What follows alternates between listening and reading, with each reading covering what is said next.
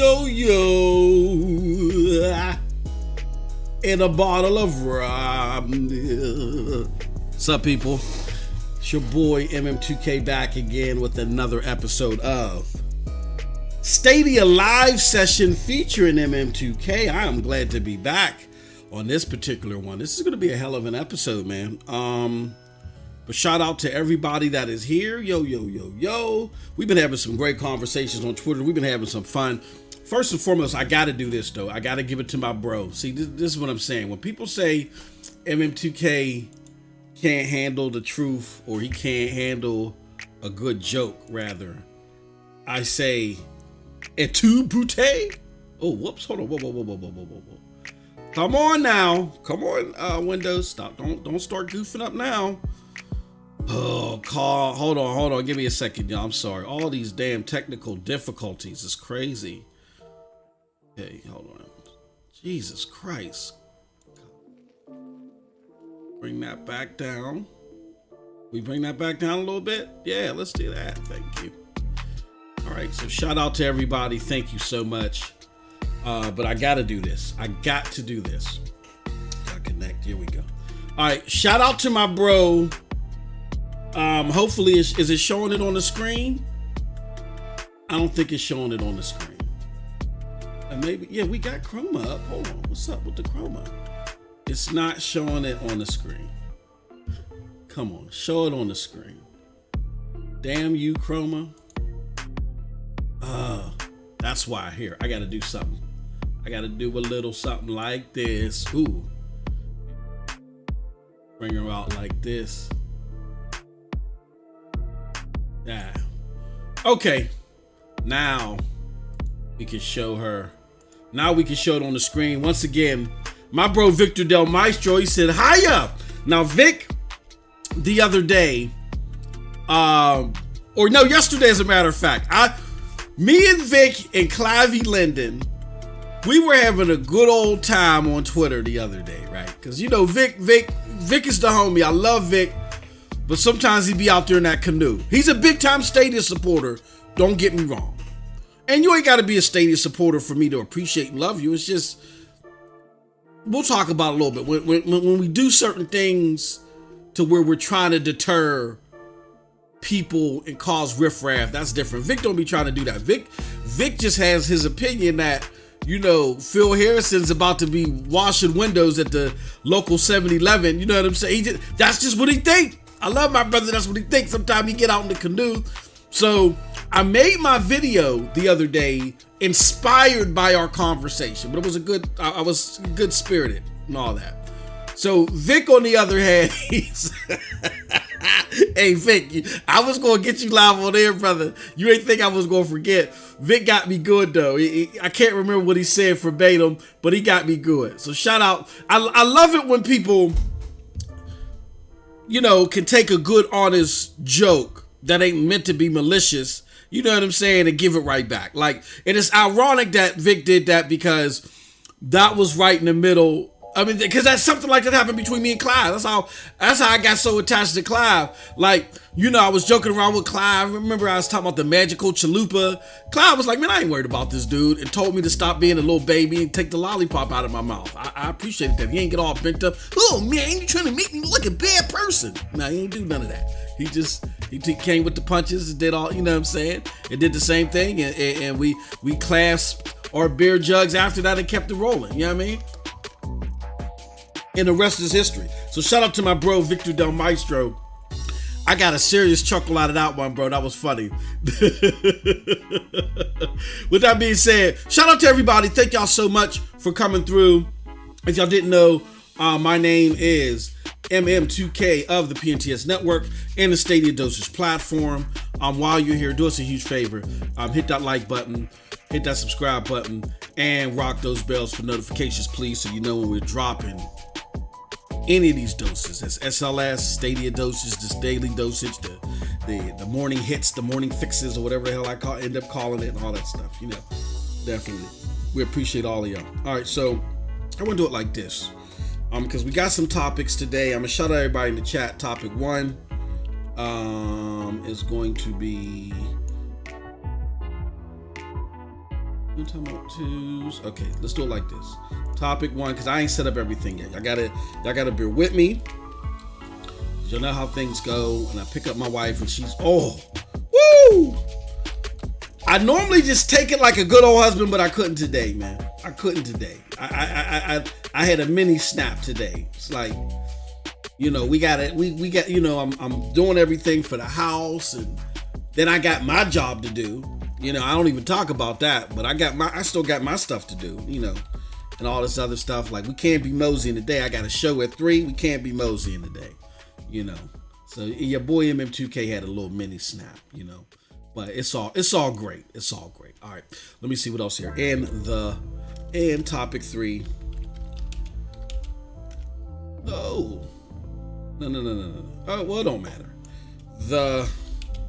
Oh, come on, don't do that. Stop it! Feedback. Okay. So we're gonna do something different. I'm trying to do something different this time around. And here's what we're actually gonna be doing.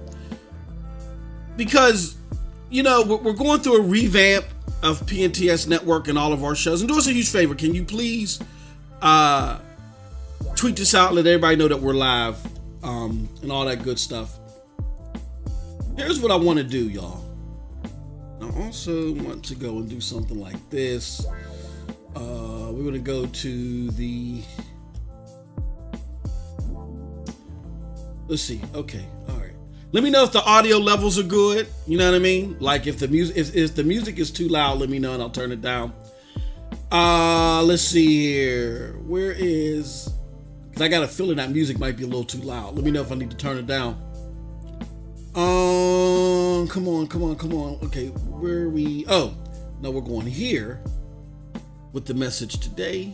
No, that's not it.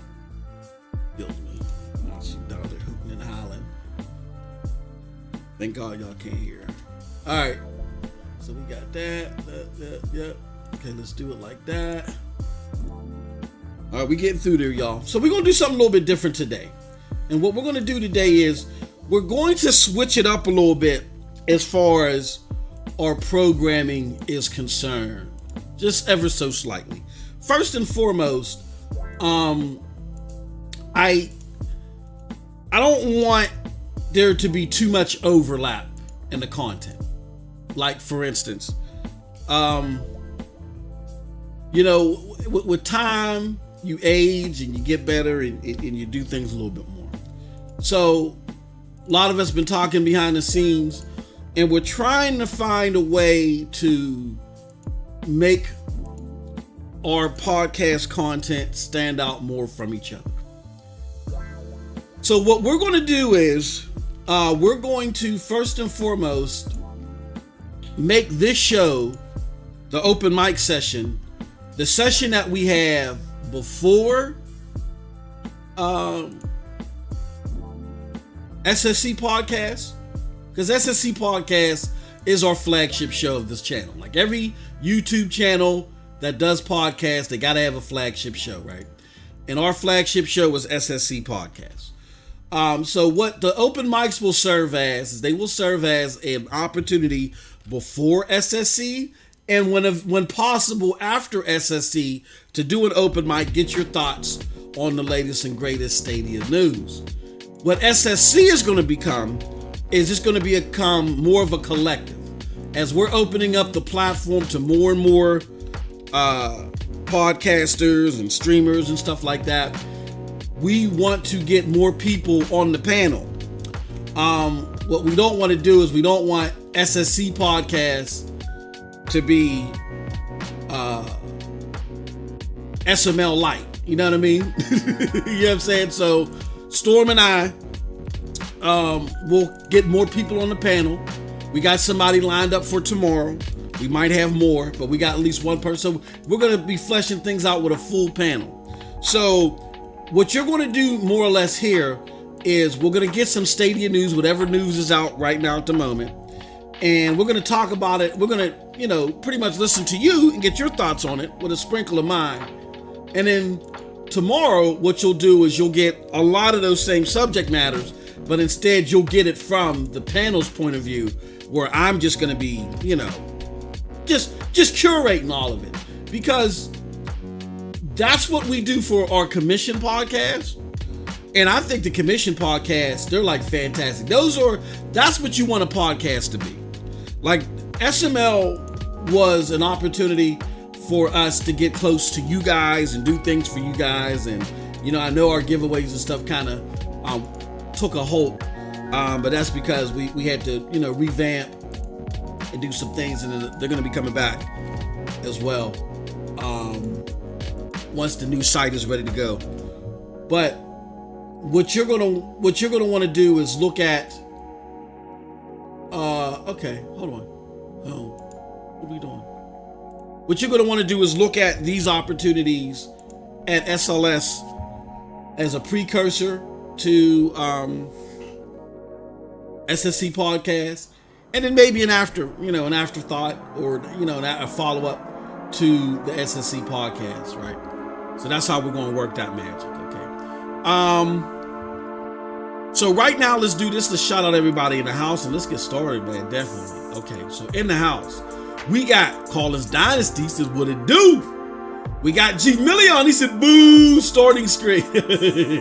Jamie Reed. What it do? What's going on, Jamie? And your mama knows. He says we're gonna have to talk about Darksiders 3 having a 60 frames per second mode. I told you that part 2 was just too old to worry about. Nah, it's never too old to worry about 60 frames per second. There's older games in Darksiders 2 that had 60 frames per second added to them.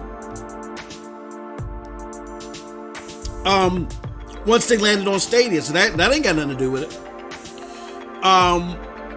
What could possibly have something to do with it, like I said, and I made an exception for this, if in the coding, when they did the coding for G Million said it sounds like for me. Man, shut up.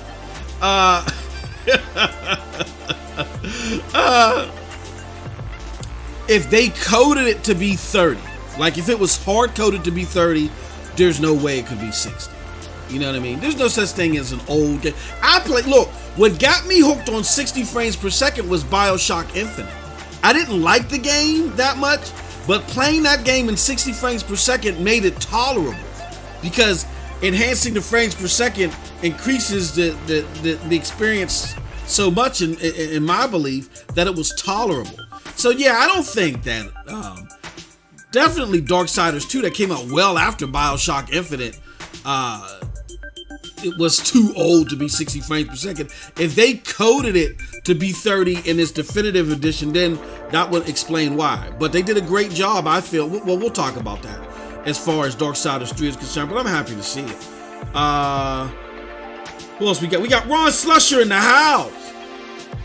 And we got Twisted Barber. He says, I want the full version of From Space. Awesome game. We got Tubosh 313 in the house. They have the gamers say yo. And let me see who else. I think that's it. That's it for now. Let everybody know that we're live. We're about to get into it, man. So, what I want to do first, though, before we get into it, I'm not going to take too long, is I want to go and show you guys this. Not that, but I want to show you guys. All right. For those of you, if you're looking at the pinned tweet, this is where it's going to take you to. The Old Dirty Blasters Division 2 clan. It's a bunch of Division 2 gamers.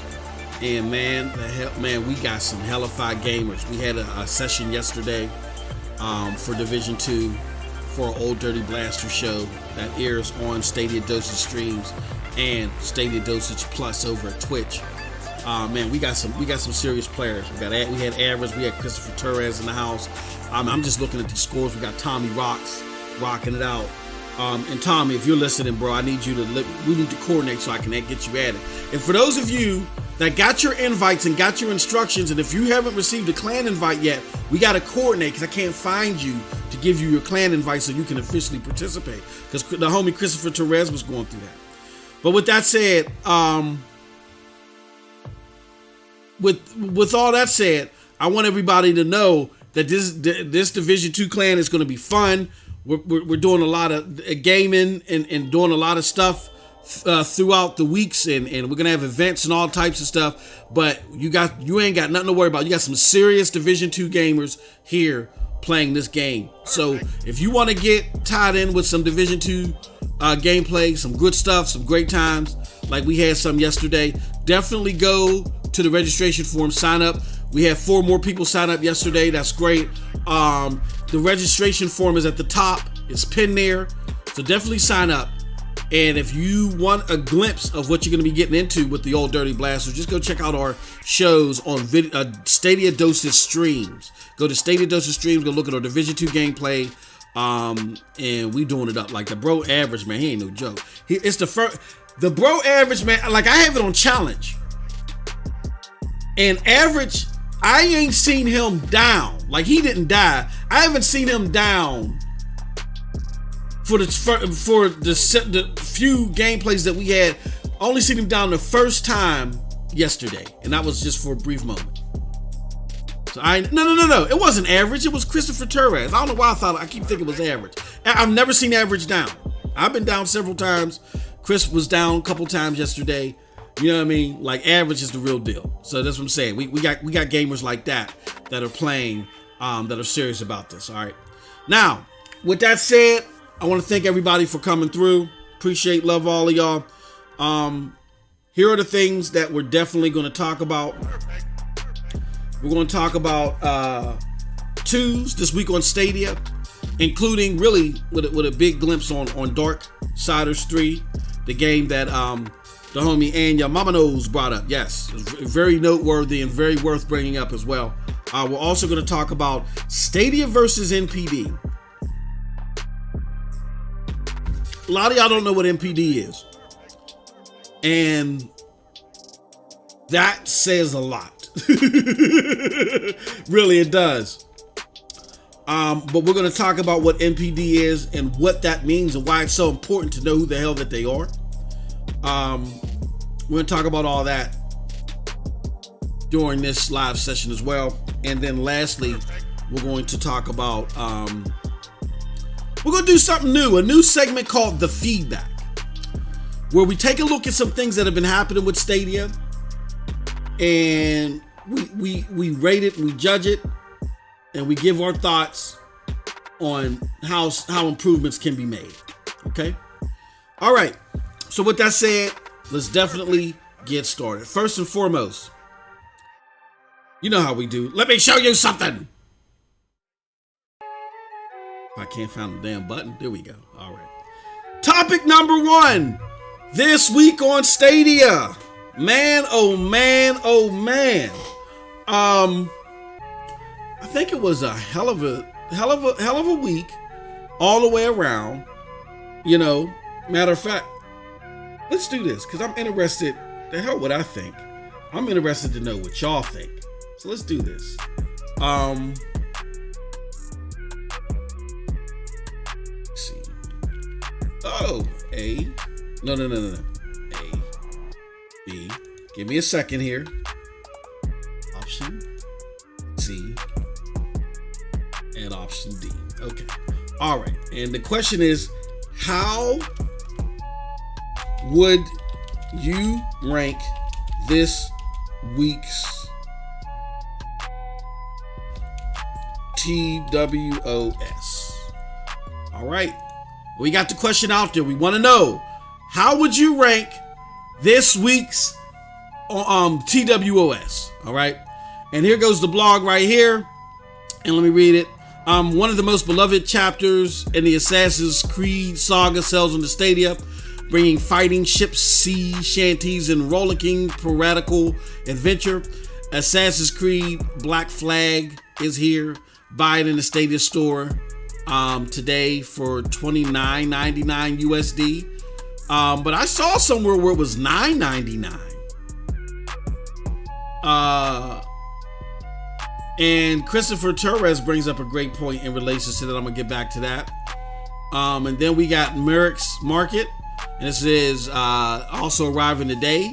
a Stadia Makers game about managing medieval mercantile. Run your store in single player as you craft your way to wealth and fortune, or team up with friends in multiplayer. Purchase it in the Stadia store right now for $19.99. We got From Space demo trailer, and I want to play this because I haven't seen this. I've heard a lot of buzz about this because it apparently is free. Oh, that looks sweet. Okay, all right, looks, okay. And there's been a lot of talk about this because it's a multiplayer isometric game on Stadia and it's free. And it seems like it's going to remain free. It's a demo to the game. So anybody that wants to try out Stadia can play this game to try it out. This reminds me of Hunter's Reckoning or something. Yeah, Reckoning. Hunter's Reckoning. It reminds me of. Just aesthetically, even though it's more cartoonish. No, but this is dope. This is dope. This is a nice little game, okay, to have on the platform. We might have to, we might have to get down to some of this. But definitely check it out.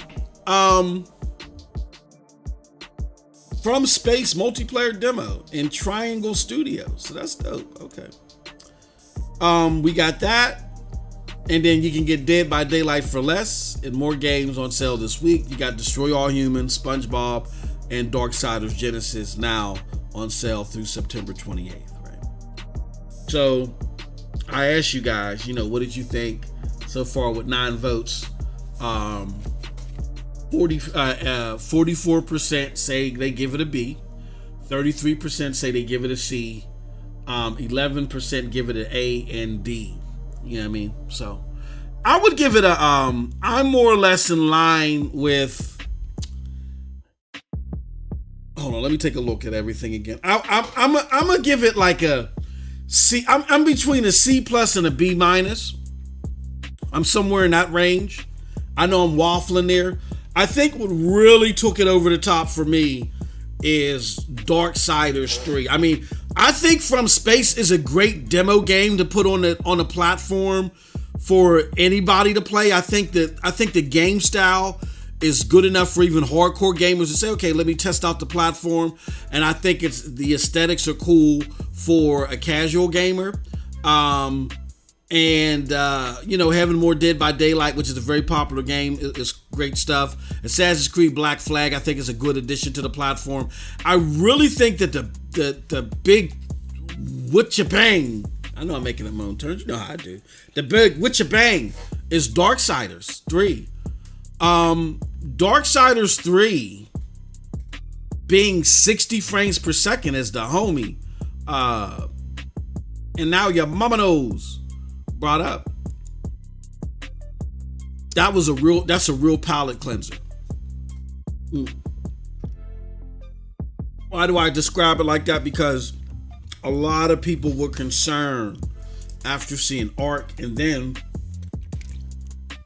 seeing a game like that both be the biggest announced games at that time period, and then them both be 30. It really concerned a lot of people, and understandably so. And Darksiders 2 is a good game, and a lot of people came to Stadia because they wanted to play games in 60 frames per second on the go. That was one of okay, so I'll put it like this. So let's talk about it, y'all. Let's talk about the 500-pound elephant in the room. Let's get that out of the way first, and then we'll talk about the regular stuff, and then we'll get some questions in here. The 500-pound elephant in the room is there was murmur about Stadia pricing for this game being too much. So when it comes down to Stadia, I think of the Switch. I think of the Switch where you do have a lot of people that love Nintendo's IPs, but you have a lot of people that don't give a rat's ass about Nintendo's IPs that now own a Switch, that really haven't owned a Nintendo platform in a long time but own a Switch now. Why do they do that? excuse me, because they're travel gamers. They're on the plane, or they go out of town often, and they want to play their favorite games like on the go. It's kind of like why the what do you call it? The Steam Deck. Why that got so popular so fast and sold out in like 0.35 seconds. Because of the amenities that come along with that. There aren't exclusive titles on the Steam Deck. These are games that people have access to now, right? But it's the amenity of the device or the platform. Well, we really can't call it. The device is it allows you to do XYZ. That's uncommon. The same thing with Stadia. Stadia allows you to stream games without you having to buy an additional device to do that. So you're saving a lot of money that you can spend on more games. And you ain't got to worry about space. You ain't got to buy SD cards or, particular hard drives and things like that, SD drives, and you ain't got to do all that stuff. It's streamed over the internet. It's streamed to your browser or a native app. And you can play on the go, and you can switch it through any of the screens that you already own. You don't have to go and purchase something additional in order to enjoy it, right? So because of that, somebody might see a particular game that's on a traditional console and be like, I don't care. And then they see it in one of these platforms with these special amenities, whether it be Switch, whether it be, albeit Steam Deck, or a cloud gaming service like Stadia with the stability and the stream quality of Stadia. They'll see these additional amenities and they'll say, okay, you know what? Now I'll play that. Or I want that there too, because that allows me to take this game with me everywhere. Backing back to how I'm even here. If it wasn't for that truth that is self-evident of me wanting to game on a platform that I can take with me while my wife is at Victoria's Secret, literally, the only personal care that I had of Stadia was being a way for me to play Division 2 on the go, and me being able to play Cyberpunk 2077 on the go. That's the only reason why I personally cared about Stadia. I wasn't knocked over by Project Stream. I thought it was all right. I mean, it's impressive how the game was played, but it didn't make me feel like that. Oh, I gotta, this is gonna be how I'm gonna game in the future forever. Or I'm gonna game immediately forever. I just said, oh, there's a new way to game via cloud gaming. This Stadia thing might be solid, might be reliable, and I'll be able to play my Ubisoft games, particularly Division 2, and I'll be able to play Cyberpunk on the go. This is before I became a fan of the platform at all. I didn't even think I'd be playing on the platform outside of those games at all. And now I'm a fan of the platform. So you see what I'm saying? It brought me to those amenities brought me to the platform. And I'm not the only one. So being able to game on the go and all that stuff is important to people, and to be able to do it with the quality stream that you get with Stadia is also important. So, like with the Switch, people will pay, $40 for a game that was ported to Switch, when you can go to where it was released 2 years later and maybe get it for $15. And the same will go here with Stadia, because it's its own individual platform that has amenities that you can't really get on the other platforms where it's at, or where it originally released, right? So if that's not important to you, that's great. It's fine. Nothing wrong with that. But it just boggles my mind to try to influence people who is enjoying it. They're not stupid. They know how to what they can and cannot handle. It just shows that the community it's nowhere near where it used to be when I came into this community.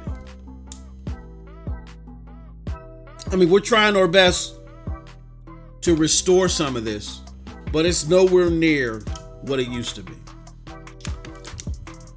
And a lot of you that I see in here, y'all are new. This is new to y'all, so I got to educate you. When I first came here to this community, you had a variety of people that had their doubts about what the platform was doing. I was one of them.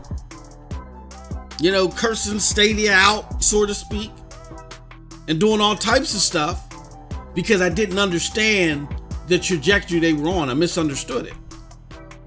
But at the end of the day, we weren't trying to deter people from Stadia. We were trying to say, hey, look, I don't want to force this on you, but it's worth giving it a shot. And if you want it, go get it, go get it. If you want to hop on it, go hop on it. That's what being part of the Stadia community is all about. If like for instance, it's different if Outriders, if I know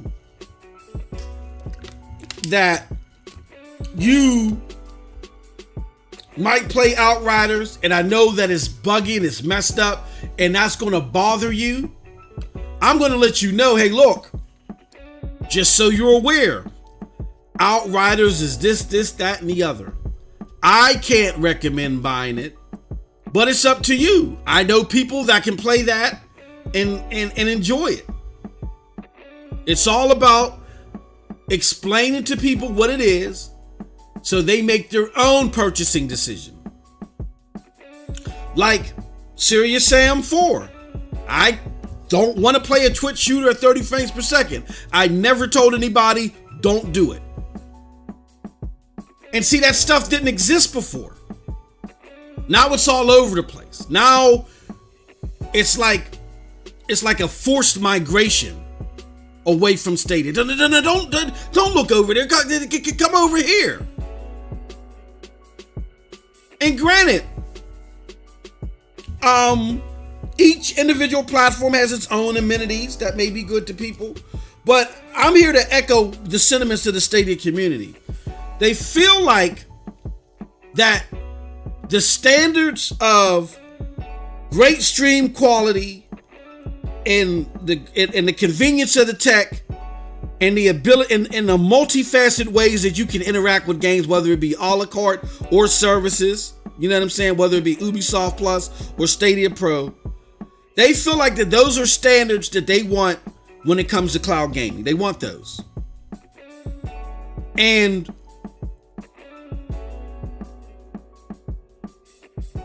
when we often see the community trolled and deterred away from the platform,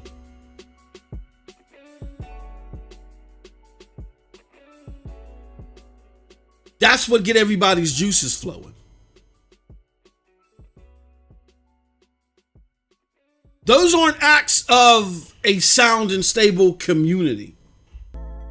Like if I lived in a community, if I had a neighbor who every time I came out of my house, said, oh, damn, I hate living next to you. You stink, your cat stinks, your car stinks.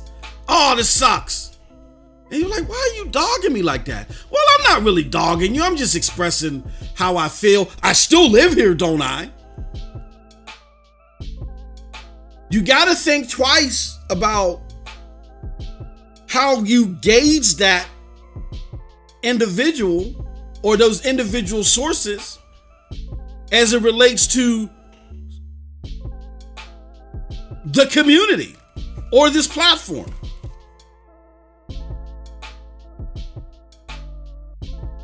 Despite our differences, we never we're trying to aim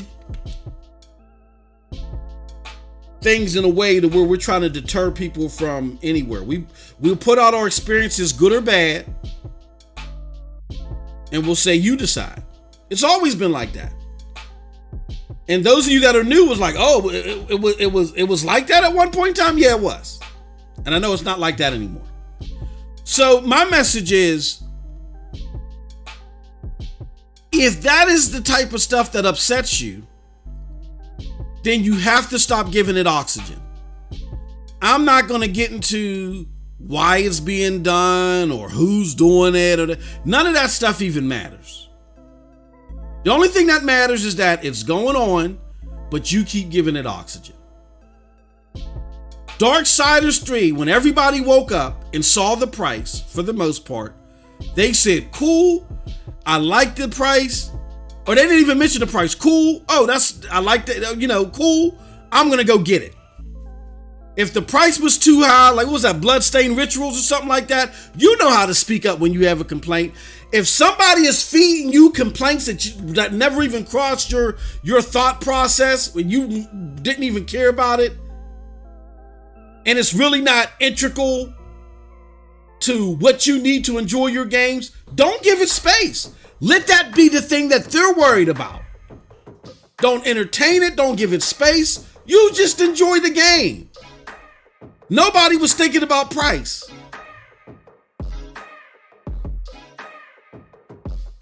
Just like nobody thinks about price, I guess, when, I don't know. I don't know the price of Orcs Must Die 3. Let's just say when Orcs Must Die 3 hit and was available through GFN. Were we worried about the price then and saying, oh, you know what? You could have gotten that game on Stadia with Stadia Pro for just $10 a month. Don't get that. No. And someone who's a true blue fan or a true green fan of GFN would listen to something like that and be like, MM2K, you're cuckoo. I'm not paying you no attention. I like GFN, and even though I could have got it on Stadia Pro for $10, I'm not going to get it there because I'd rather play it on GFN and they go about their business. They wouldn't give me any oxygen. Stadia community, I get it. We've been fighting so long, fighting this battle. We're fighting this, we're swinging at everybody. Some people, you just got to let go. It's like tug of war. We're in a tug of war battle a lot of times when we shouldn't be. Sometimes just let the rope go and let the people fall in the mud themselves and just go about our business. Who cares? Darksiders 3 is a great price for a lot of people. They were happy, excited. Don't let things steal your joy. Don't let things that really wasn't at the center or the core of your thought process and really don't make up what makes you excited about a game or platform. Don't let that be fed to you. You know what you like, you know what you don't like. It's one thing if you know what you like and you're trying to figure out if that thing possesses what you like. Like, for instance, I was excited to see Darksiders 3 there, but I need to know if it's 60 frames per second. And then somebody on Twitter said, yeah, it's 60 frames per second. I said, okay, cool. But if someone told me, well, the shadows, they aren't completely acting right in the game. They're not completely there. I don't care about that type of stuff. And I'm not going to worry about it. I'm like, okay, well, if the shadows are that bad, I'll see in the game. But I'm not going to let something take me off the trajectory that I normally don't even give two rats' asses about. And that's how we got to handle things, community. So, with that being said, I think it's awesome that the game is out there. And I like the performance. I really do like the performance of the game. I think the game works very well. Now, when I first started it up and I played it for my members, because we did it for my first look, and we're going to have 2 of them this week. When I played it for my members and I first looked at it, I was getting a lot of stutters at the beginning. And I don't know if it's just something so be cognizant of that. Your first playthrough, you might get a whole bunch of stutters. But after going through that first little mini area like I say, about 2 or 3 minutes in the game, the stutter stopped. And the game was nice and smooth. So that was, it was weird. Don't know what spawned that, but whatever. Nonetheless, it was a great experience for me. And I love the game. I put it on the second to hardest setting, I think. And I was getting my ass kicked all over the corner of the boulevard. So I'm gonna be trying some more. I wish I could have played Darksiders 2 first and then played that one, because Darksiders 2 looked very interesting. But I'll just start off with Darksiders 3. You know what I mean? All right. So with that said, I look at this. I'm in between a B- and a C+. I think it's a good variety of stuff, and Darksiders 3 being out there 60 frames per second really looks good in fidelity mode too, along with this From Space game that really captivated my attention. Good to see the Assassin's Creed out there. I think it's a good week. Those are my thoughts. With that said, we're gonna go to this chat and get you guys' thoughts on all this. We got the homie Cloudbusters. He says they haven't given up just yet. It isn't a requirement anymore to get your game on the service. Twisted Barber says, I'd feel cheated by buying an Xbox PlayStation knowing that they are also going cloud-based. So what's the point of a console? Yeah, and that's why, and Twisted Barber, I think you bring up a fantastic point. Oh, hold on. Uh-oh. Let me see something. Let me see something here. Maybe it's just me. Oh, okay. I thought. All right. Sorry about that, y'all. That's something janky was going on with the screen. Yeah, I think that's why. Well, there's several reasons why. I think that's one of the reasons why you don't see Xbox going all in yet. It's only a 1% business for one. So even for Xbox, a lot of people aren't going to trust it. Secondly, they got to sell their console. Like the thing that they know works for them is the console. This whole cloud thing is likely to be the future, but it isn't proven yet. So you got to get people on that console first. So to try to muddy your message between the cloud and you're selling hardware too, it's a hard tightrope to navigate. When you're thinking in the back of your mind, I really want to propel this cloud thing, because if we get this cloud thing kicking, then I ain't got to sell consoles anymore. And they really want to get out of the console selling business. So that's why you see a lot of people not pulling the trigger. There's many things. I think also too, Xbox is working through the fact that for them, the purchase on the cloud is looked at as a different SKU. I think a lot of publishers are looking at it that way, and they're trying to. And I'm guessing, I have no information on this, but I'm just looking at how things are being handled, looking at previous literature, doing the normal research.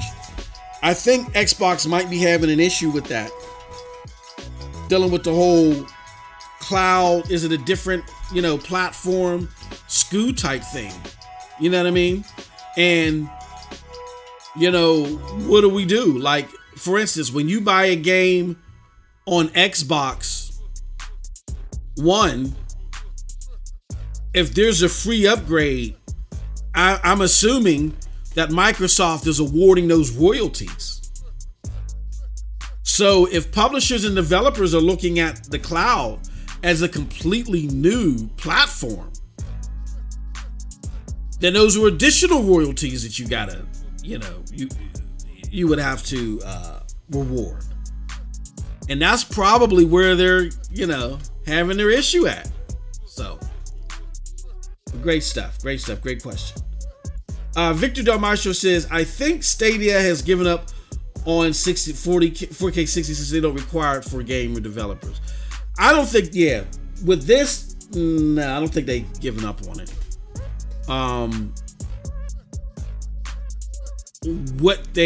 There's a difference between giving up and lightening the restraints. Like, if I tell my child,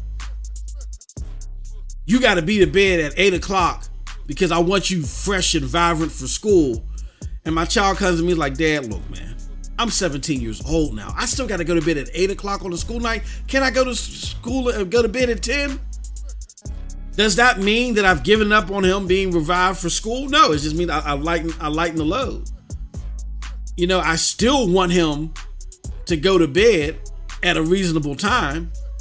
It's just that, and I still would award him for going to bed at 9. I would appreciate if he goes to bed at 9 and I'm going to influence him to go to bed at 9. But if he happens to go to bed at 10, it's not, now it's not, he's on punishment anymore. You know what I'm saying? Where it was, if your game didn't have 60 frames per second involved, or didn't, at least on the back end, run at 4K 60, you couldn't even get certified. So that's different. I mean, it still matters to a lot of people, but it's different. Said expected Animal Crossing BR today. Oh, okay, that's what's up. And your mama knows says, and one thing that brought me in MMO was knowing Stadia was free and upgrading would be free, and the fact that Stadia came out before the new consoles, I was in the hopes that Stadia would jump. Yeah, a lot of people were. Their pace in that regard, their pace is a lot slower, I think, than a lot of us would hope. Doesn't mean the platform is dead or in shambles or in trouble. Again, it's a less than 1% business. But I think a lot of us wanted to see that Gen 2 this year. We don't know what the state of that is. You know what I mean? So, yeah, great stuff. What else we got here? Dev the Gamer says, yeah, Darksiders 3 pushed it to a B for me. Darksiders 3 being on the platform is a huge deal. Yeah, it's a great game too. It's a great port. Like, it was weird because at the beginning, I don't know what the resolution is. I'm interested. If anybody knows what Original Penguin said that the resolution was, please let me know. I'm interested to know what the resolution was. When I first played the game, it looked good. I was like, oh, okay, it was all right. But then I played it in high frame mode, which I appreciate. Hey, look, they made the games as specifically for MM2K. When you load the game up, it loads up in high frame mode. I was howling. They're like, shut up, MM2K. So my thing is that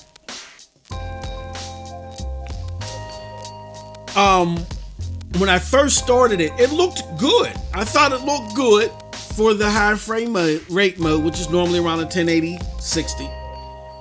But like I said, and that's what it was skipping and stuff, but like three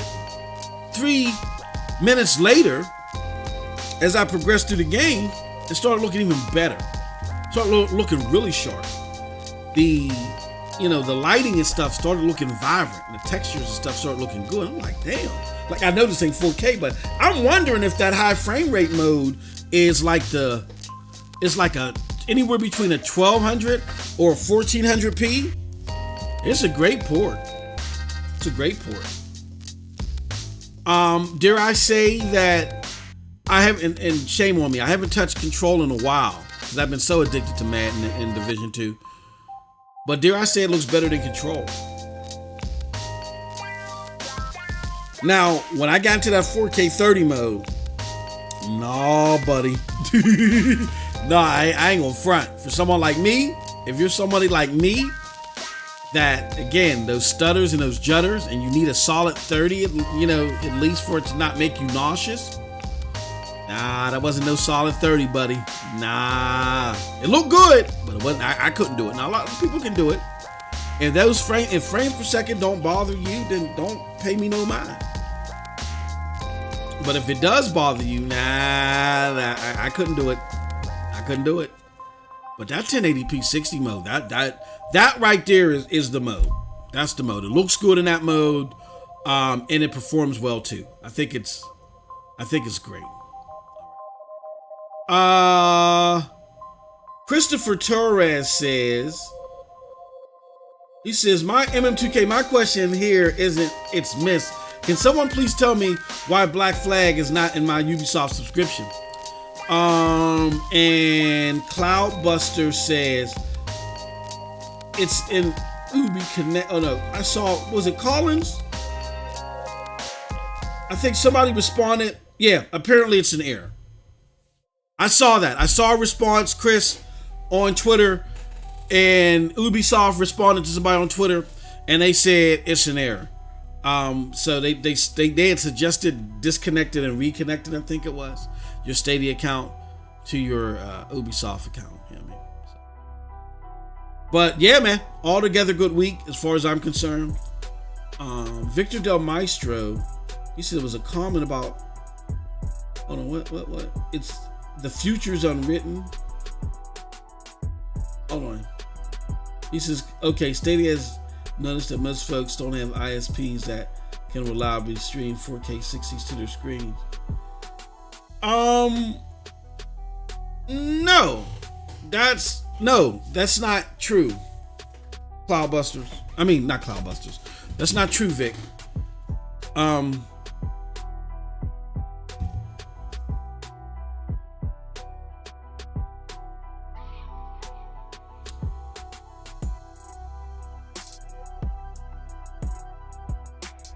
Its target demo in metropolitan areas have access to internet that can do 4K 60. Like if they can do 4K 60 on YouTube, they can do 4K 60 on what's it called. Now for those that can't do 4K 60, the bandwidth needed to get that done smoothly, you know, the compression has gotten so much better since launch that I don't even think it's 35 megs anymore. It's got to be less. So, yeah, I don't think that's an issue anymore. And for those that don't know what I'm talking about, it was this comment from Vic where he said most folks don't have the ISPs. No, there's a lot of people in mid USA that don't have it. But everywhere else, like on you know, in the metropolitan areas and stuff like that on the coasts, they got access to it. I think what it was is that it wasn't. I think that, but I think you're on to something. I don't think that the issue that they saw was that 4K 60 people couldn't stream that. I think the issue was because these games that don't have 60 frames per second in it, for the most part, they have 4K'd. There was only a couple of exceptions, like I think Young Souls don't have it and Grind doesn't have it. But you got way more games that are missing 60 than you have games that are missing 4K on Stadia. I think the data that they were looking at was, hold on, most people play the 4K 30 mode over the 1080 60 mode. So let's stick to the 4K and not make 60 such a hard requirement. And that's where I said in the last few episodes, that data is an outlier. It's junk data. It leads you down the wrong path. You don't have 4K and 60 routinely, especially on the bigger games. So people settle for that 4K. You know what I'm saying? Because the 1080p 60 might be too blurry for them, especially if they're on a 4K TV. You know, it might be too much of an upscale and it gets blurry for them. But that doesn't mean that you forgo 60 frames per second. Like if you had a performance mode, here's what I think Stadia has to realize. If they had a performance mode that operated at 1440p 60 consistently and a graphics mode that operated at 4K 30 consistently, I guarantee you that the 1440p 60 version would win out over the 4K 30. I guarantee it. But they don't have a consistent 4K 14. I don't even think they don't have a consistent 1440p 60 mode for a performance mode, because they use that technology where, you know, the draw distances might be less resolution, you know what I'm saying, because they focus more on what's right in front of you, you know, as far as visuals are concerned, to help with, to help with the adaptation of the codec and bandwidth and stuff like that. So yeah, I think you're on to something there, Vic, but it's not, I don't think it's because people don't have access to it. It's target demo. They have access to it. It's just, I think they looked at junk data, bad data that said, most of our people are sticking with the 4K 30 modes. They're not touching the 1080p 60. And that's because the 1080p 60 mode for somebody with 4K TVs is too blurry. But I guarantee you, if they locked it at a 1440p, draw distances at all, if they had a 1440p 60 mode, it would destroy the 4K 30 mode. I guarantee it. I'll bet my right arm on it. I'd bet it. So, Jamie Reed says, I would like to play some Android games on the big screen. Let me see who else is there. We got Caliber Killer. He says, hyped to play these games. Yeah, man. That Darksiders 3 is a good one. Definitely a good one. All right. So I think we got a good round of comments there. We got Mike Rolfe in the house as well. As soon as your comment pops up for me, Mike, I really want to highlight it because again, this is stuff that Google needs to see. I don't think they're aware of this. As soon as it pops up here, and do us a huge favor, let everybody know that we're live. Let them know that we are live. God, we're still live. Come rock out. We are still live. Taking comments and questions. All right. So let's do it. Let everybody know that we're live. Also, too, if you're on Facebook, let me see if I can find this. If you're on Facebook, and if you want more Stadia Dosage content, you want to access it, or you simply are a content creator and you're looking to, have somewhere where you can share your content freely without getting banned and all that stuff. Let me show this to you. Come on over to the Stadia Dosage group over at over at Facebook. Here goes the link. I'm going to link to Facebook group. I know a lot of people aren't on Facebook. I'm not on Facebook. I go there to interact with the groups and then I skedaddle. But if you want to interact with us on Facebook and see our content out there, definitely come over there, go to join the group. That's our Facebook group.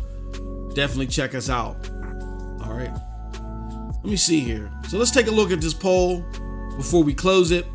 All right. So we asked, how would you rank this week on Stadia?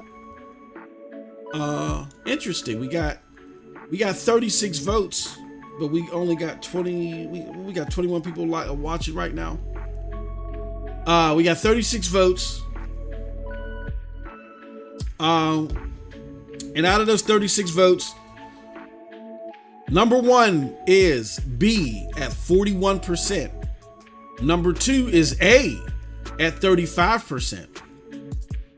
C is number 3 at 16%, and D is at 8%. So I think that's a tall testament to this week. I want to show what Mike Rolfe put out there. There we go. He says, I think you're right about the 1440p upscale. Mike, you ain't, hold on, Mike. You earned you should have had your wings. Mike is an OG. He's original around here. L Boogie said it was an A+. Well, golly. Yeah, but I think it was a solid showcasing for Stadia this week. Good stuff. Definitely good stuff. And again, very good showing to have Darksiders 3 show up and have it be a solid 60 frames per second. It looks good. Looks really good. All right. So let's do this. Let's go to the next topic. And that is topic 2, Stadia versus NPD. All right, and here's the thing, y'all. Again, I don't say this to slight anybody. I don't say this to make it seem like that you guys are inferior, that you ladies and gentlemen are inferior. It's just, I'm pointing this out because I think it's really something that we need to be cognizant of. So we understand what maybe we gotta increase our gamer acumen, okay?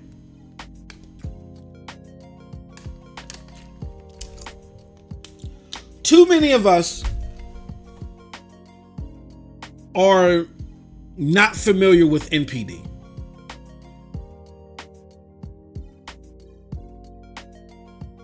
And again, I'm not trying to be mean or facetious. I don't think that's good right now.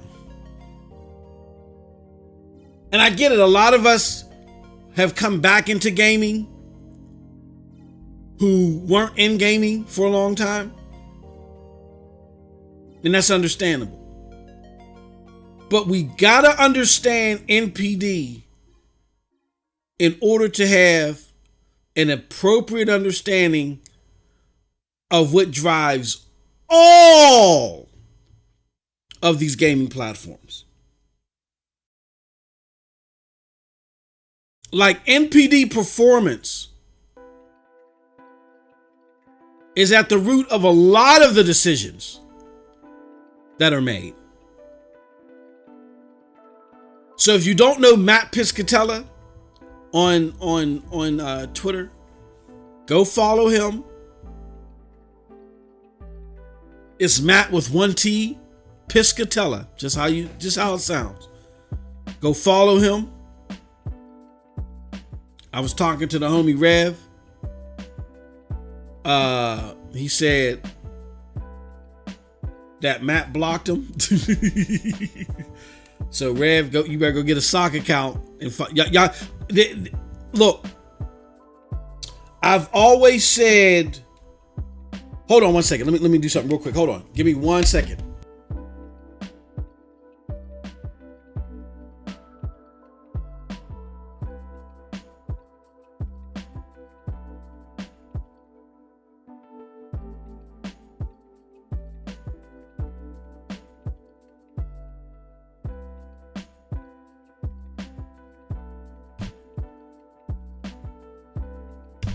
Stay on mic. Okay, hold on. So I've always said that, like before we go make these off the wall comments about what a 1% business should do and all this crazy stuff, I say we really got to understand the lineage. Like we're saying a lot of stuff is doom and gloom for Stadia, but the companies that, we're not looking at precedent appropriately. And that's why often when these doom and gloom theories are put out there, they never come to fruition. Like it's the beginning stages of a new company in gaming. There's always going to be ups and downs and more ups and downs, more downs than ups sometimes. You know what I mean? But yeah, it doesn't equate doom and gloom, right? And I had told everybody, I think y'all need to go pick up Rich Dad. Well, no, not Rich Dad, Poor Dad. That was just for the economic side. Blood, Sweat, and Pixels. For those of you that are young or that have been out of gaming, who hear me throw out numbers and say, bullpucky, that's garbage. Nobody's ever done that, or no one said that. For those of you that are that disconnected from things that are pillar knowledge-based type things for the average gamer, you can get caught up just like that by picking up a great book. You get it in audio. I got the audio version. Blood, Sweat, and Pixels by Jason Schreier. It took me, I listened to that at work. It only took me a week to go through it, the audio version. Boom. Great, one of the best audio books ever, let alone the best gaming audio book ever. was a great thing to and I've never been disconnected from gaming news. I've been deeply entrenched in it since 2002. So for the past 19 years, I've been deeply entrenched in it. And Blood, Sweat, and Pixels still help fill in voids of critical information for me. For someone that's been entrenched for 19 years, it still helped me. So if you have a gap where you weren't really that connected to the behind the scenes stuff with Peter Moore or Robbie Bach or anybody, or you don't even know who the hell those people are, Jack Trenton and the likes, Kazarai, if you don't even know who those people are, you have to pick up Blood, Sweat, and Pixels, especially if you're a content creator. If you're a content creator, I don't even understand. Again, now, if you have the lineage, if you've been fully, operating within gaming at a hardcore level, as far as creating content, researching stuff, knowing the who's, then yeah, I can see you getting away with not getting it. But if you have it and you create content, you're not only robbing yourself, but you're robbing your listeners.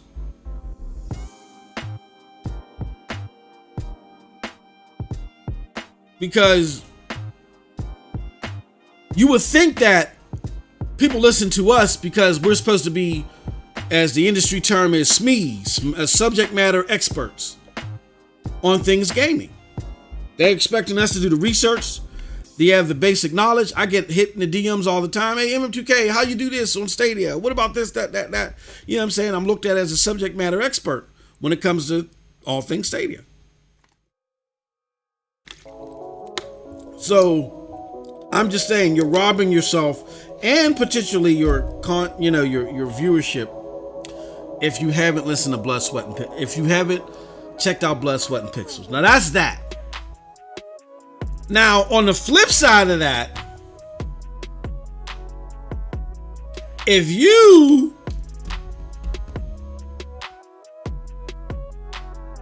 have not, if you don't know who Matt Piscatella is or NPD is, and you're out here creating content,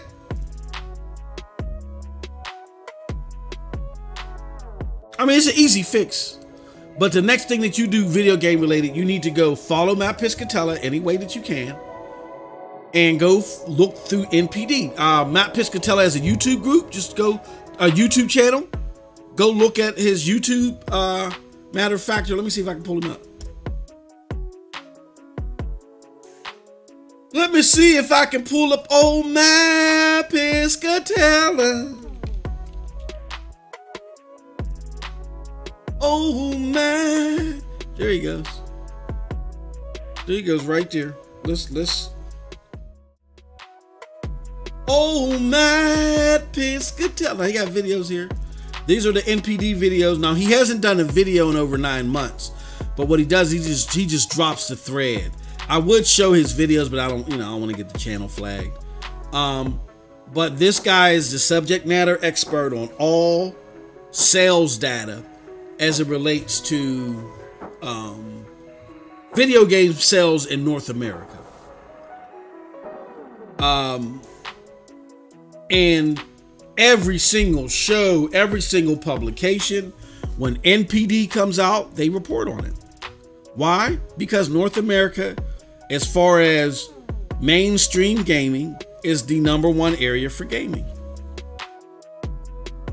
When I say mainstream, I mean, the console and PC gaming. North America and mobile. I'm talking about all of them. North America is the biggest region. That's why Stadia tends to cater more towards the North America group than they do our friends over the pond. It's just a way larger group for them. And I get it. And our friends over the pond, there's way more of them. It's a crazy dynamic. There are more of our friends in UK and stuff that are creating content or have publications, right? Like, I think there's more Stadia content creators from UK than there are in the States or anywhere else. But Stadia's biggest market is in United States, is in North America. So that creates a wild and crazy dynamic to where you've seen that bubble to the surface. And I think why a lot of times you may even see some of this extra energy, this extra sauciness when it comes to the Stadia hate or some of the Stadia canoe that comes internally. I think that dynamic plays a lot into it. But you don't understand unless you understand the whole dynamic that NPD plays. NPD now controls what people do globally when it comes to the majority of the gaming markets out there. So if you have a new gaming platform,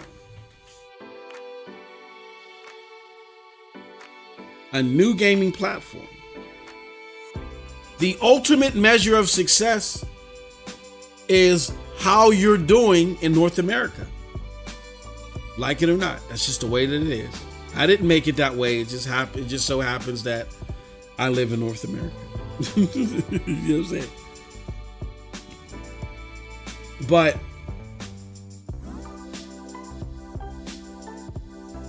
with that being said, the reason why North America is so important is, I'll show you guys this tweet.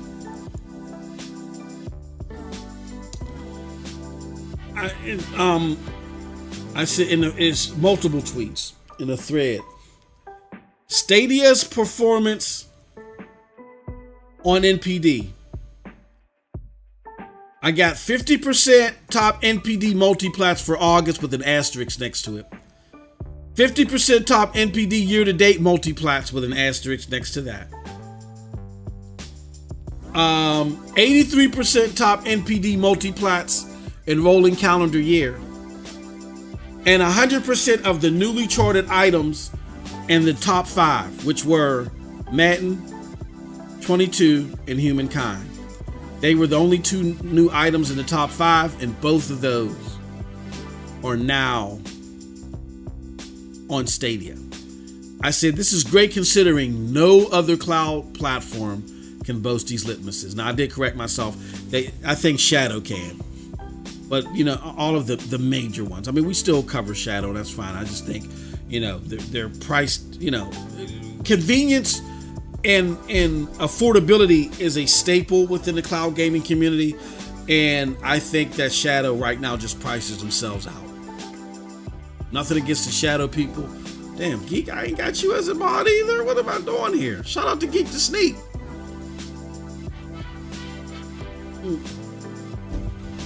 But I think Shadow prices itself out. So nobody else outside of Shadow can boast this. That they have this number or this percentage of games in their catalog also charting high on NPD. So my next tweet is, cloud gaming is less than a 1% business at the moment. So seeing this much content with this type of performance in the catalog should better capitalize the Stadia strategy. It's more successful than you may think. And here I explain the asterisks. When omitting Major League Baseball The Show 2021, only available on PlayStation and Xbox, the percentage is 63%.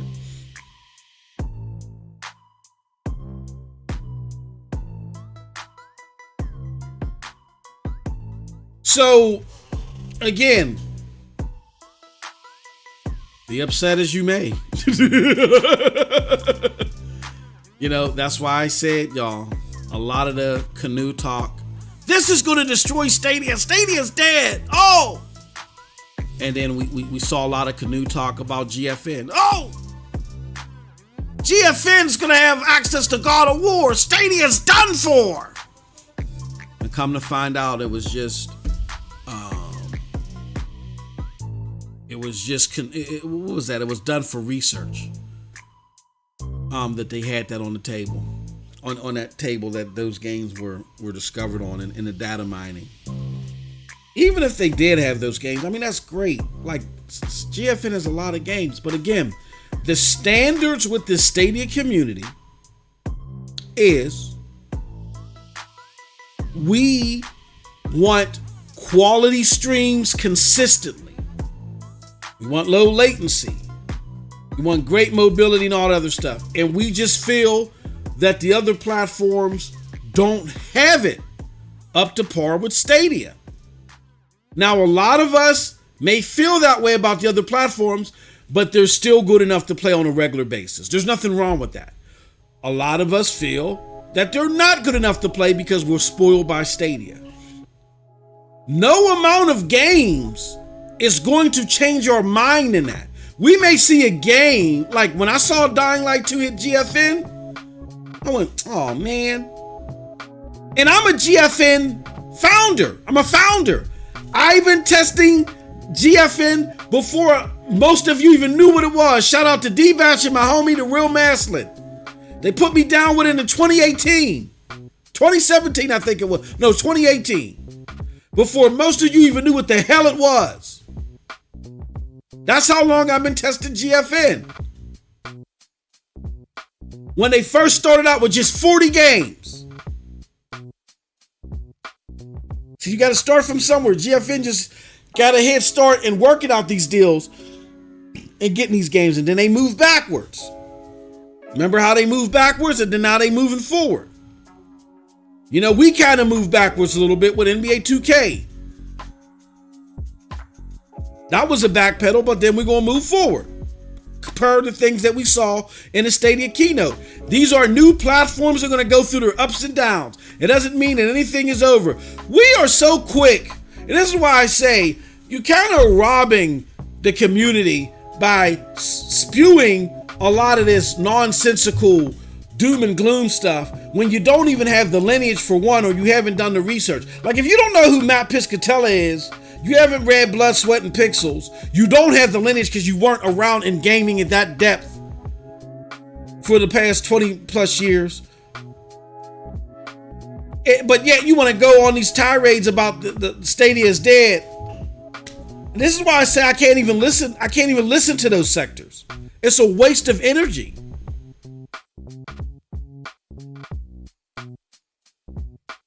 But you got to know who this guy is, and you got to understand who this is, because, again, North America is the largest region when you're gauging platforms.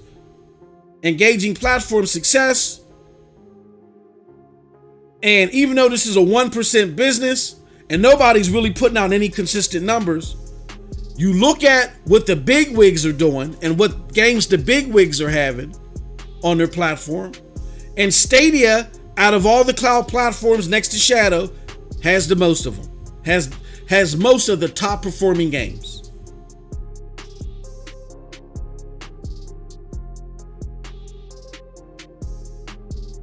So even though if they're ignorant, you ain't got to remain ignorant. I'm telling you, pick up Blood, Sweat, and Pixels, or at the very least, you introduce yourself to Matt Piscatella. You have to. You have to.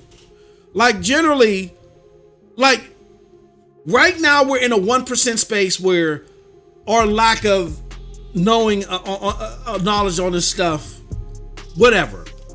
But once these things become more popular, we're going to get eaten alive by the mainstream gaming populace if we don't know this stuff.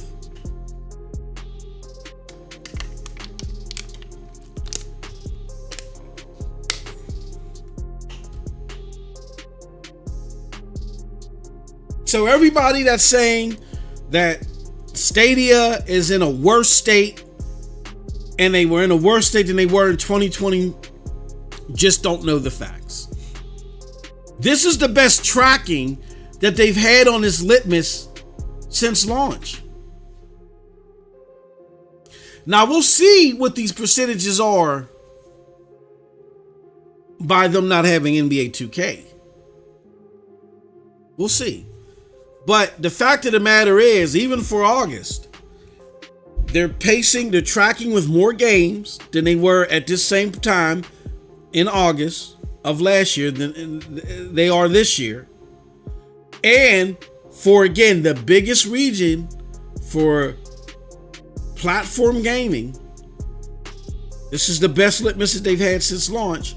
And they can brag this over all the other, I'll say, mainstream cloud platforms.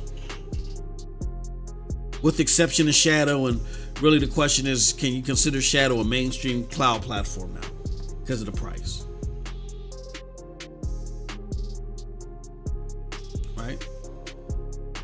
So yeah, we ain't got to lie to you about video games. Well, I don't. I'm not in the habit of doing that. I'm not in the habit of saying things that haven't been vetted or researched. Jack is one of the smartest people that I've ever met. So he's not just plucking this stuff out of thin air. This is important stuff that you got to know. You got to know this stuff. You have to. Even as a listener, you got to know who Matt Piscatella is. Because I feel like that if y'all knew this stuff, y'all wouldn't even pay attention to all that canoe talk. I think because you guys aren't connected to this stuff, which is elementary with general gaming, that the wool could be brought over your eyes. Like I talked about last week, where somebody tried to tell me that Cyberpunk 2077 did horribly for Stadia, and therefore Stadia was looking to shut down because of that, right? Farthest thing from the truth. I've been too seasoned in this to even believe something like that or entertain it. Person was DMing me and I was like, oh yeah, really? Huh? Oh, okay, yeah. You know, just for craps and giggles. And because of stuff like this, I knew better. But on the flip side, I know this same individual was able to convince other people of the opposite. It was able to convince people that what was being said was factual. And I know because in the group conversations that I was part of, people were coming to the group conversation saying, oh yeah, I heard this, that. And it was the same malarkey that I had heard from this individual as well. And I feel like that y'all get caught up in that because y'all don't know the elementary stuff. And it's time for us to turn a blind eye to all the canoe talk, to all the crazy talk, and let's get acclimated to the facts and to the stuff that is shaping decisions. Not all this hearsay, not all this conjecture. Let's get acclimated to the facts. Here are the facts. Again, 50% of the top NPDs multiplats for August or on Stadia. 50% of the year-to-date multiplats, the top multiplats that are ranking the highest, are on Stadia. 83% of the top NPD multiplats in a rolling calendar year are on Stadia. 100% of the newly charted items in the top 5 are on Stadia. Those are the facts. And no other cloud platform opposite of Shadow can boast anything close to that. Geek to Sneak asks a very important information. Where does Matt Piscatella get this information from? And Matt Piscatella is part of NPD Group. They are a group of analysts. They're analysts. So they work with different retailers, physical and digital, to get their data, to extrapolate data and find out what's being spent where.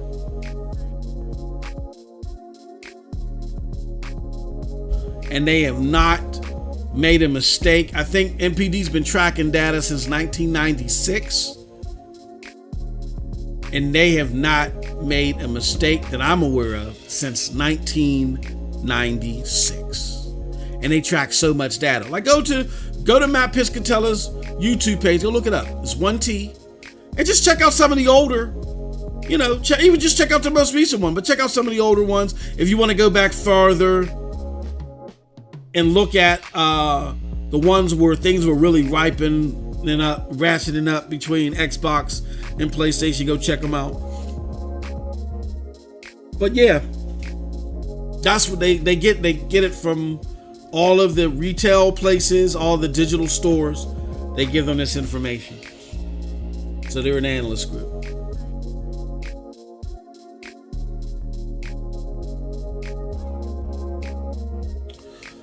Yeah, a lot of people don't see it, Geek, because it's like the whole thing with what do you call it? It's like the whole thing with damn, I can't even think straight. It's like the whole thing with damn, Geek. Oh, I can't even think straight now. Oh, DRM.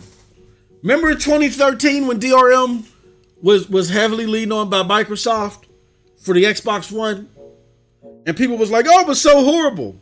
Meanwhile, if we would have went along with that, 9 people, you would have been able to have a family of 9 people, and 9 people would have been able to share one game.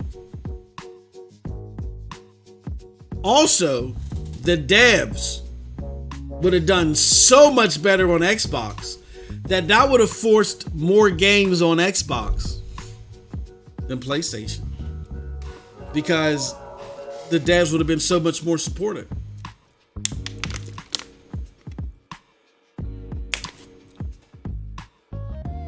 If the flip side would have reversed to where instead of being upset about it, people were okay with it, Xbox would have dominated. It would be a completely different story right now. Like, I don't even know if PlayStation, no, I'm going to say this, PlayStation wouldn't have survived. So all of you that are Xbox fans now, all of a sudden, if you were rallying against DRM, which everybody's now accepting, if you're on a cloud platform, you've totally given in to DRM. If you were back in 2013 one of the ones that just wanted to be out there like Twisted Sister, we're not gonna take it. You're out there doing that foolishness, kick yourself in the back, kick yourself in the rear end, because your lack of support for DRM only made things worse for devs. Things are worse for devs than they ever been since then. And secondly, with a lot of, and I'm not making it up, a lot of industry veterans, people that made BioWare what it was, and all these other places, they left because, you know, just things just weren't profitable for them anymore. It became too much of a risk and too cumbersome. To where if that DRM policy would have been enacted, the devs would have been the biggest boost to the devs ever. That's why when people say support the devs, oh, we don't, you know, I say bullpucky. You're full of BS. Because if you really wanted to support the devs, you would have hopped on to that. 9 people, when you could have bought one game and 9 people would have been able to share that game. But yeah, check it out. Check out NPD. Stadia did very well. It's doing very well for a 1% business as far as capturing data. Mike Rolfe says, I think that most people underestimate how fast cloud gaming will take a hold. I believe it'll happen fast. Next we know it will be mainstream. How long did Blu-ray last before Netflix? I think what it is that I think it's going to be 7 years. So we saw DRM gaming,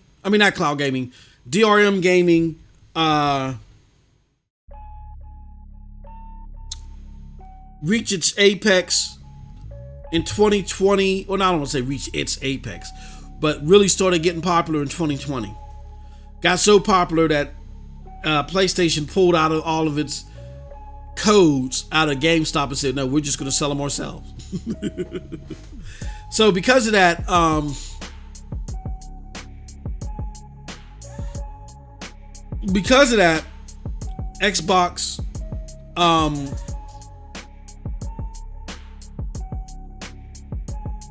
Xbox is finally, well, they're not redeemed from it. They're only redeemed because people like me bring it back up. But it took so long because of media fervor and just hype and just a bunch of stuff. It took 7 years for that to simmer down. I think we're going to see the same here. I think we see the same type of vitriol towards cloud gaming that we saw with DRM. So I think it's going to take about 5 to 7 years. Now, cloud gaming this time around, jump started with Stadia 2019. So I'm going to say 2024, 2025. Anywhere between 2024 to 2026. But we still got some years. I think. Victor's trying to guess what NPD is. Narcissistic personality disorder, new product development. What does NPD stand for? I don't know. It's a great question. Of dice and men.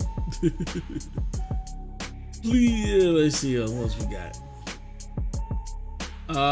Let me see what else we got here. Yep, it's coming fast. No way to back away.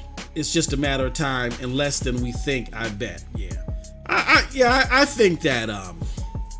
I think that cloud gaming in 2020, anywhere between 2024, I'm leaning closer to 2026 though. I think it'll really start making waves then. All right, Twisted Barber says, Geek to Sneak, I don't like change, and when you think about it, retailers are worried. Yeah, no, they are.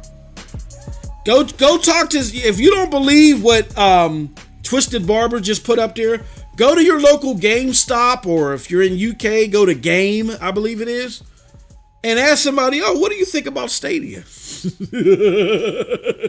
Even though they sell Google Play credit over there in those stores. Hold on one second.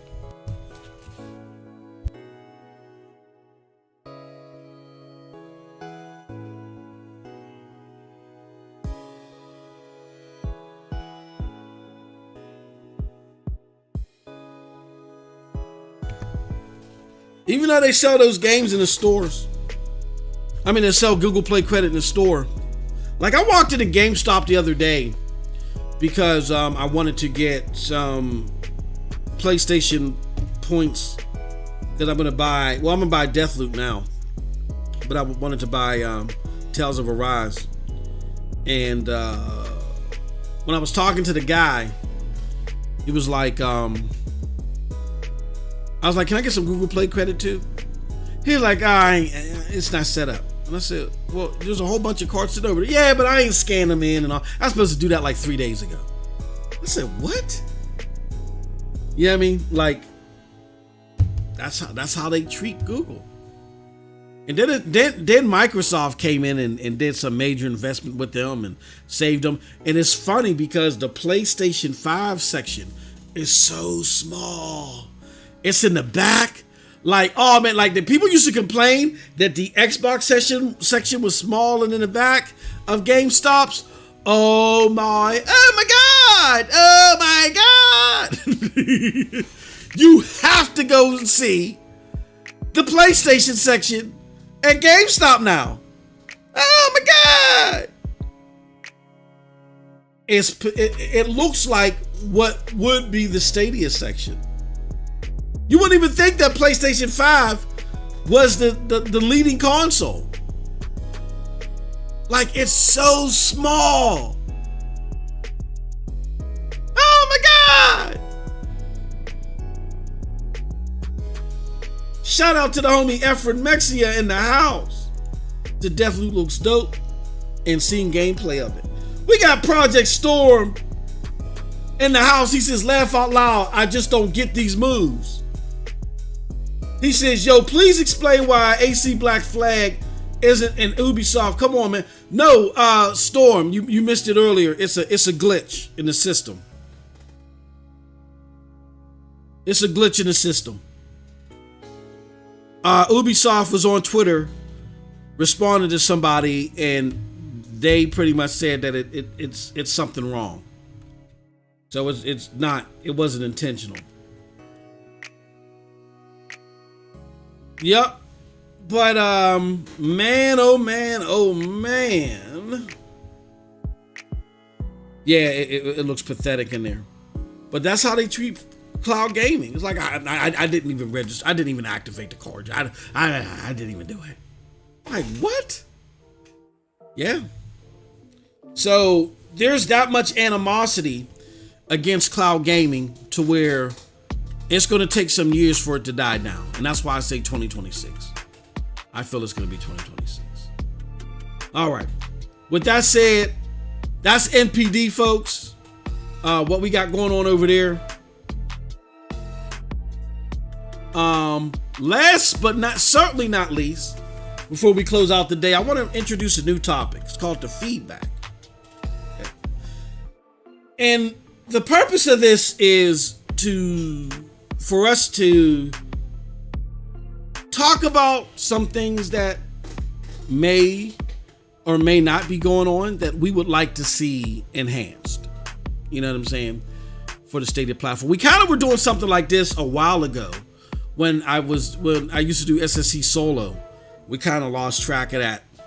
But we're going to bring it back here. Like I said, we're going to start doing these Stadia live sessions to precurse SSC, where I'm, running my mouth. But when we get to SSC, we're going to flesh out the panel all together so people to join me in Storm. And it's going to be all about the panel thoughts, and less of me, So this will be my opportunity to go into my spills and then get your guys' thoughts on it. But we want to dedicate this segment to things that we would like to see, all right, enhanced. And I want to say this, that for me in particular, and if you want me to catch what you're saying, please do at Stadia Dosage News. It'll be easier for me if you got a suggestion. Let's definitely put it out there. While we're doing that, I got a poll. I'm gonna do another poll. This poll I want to ask,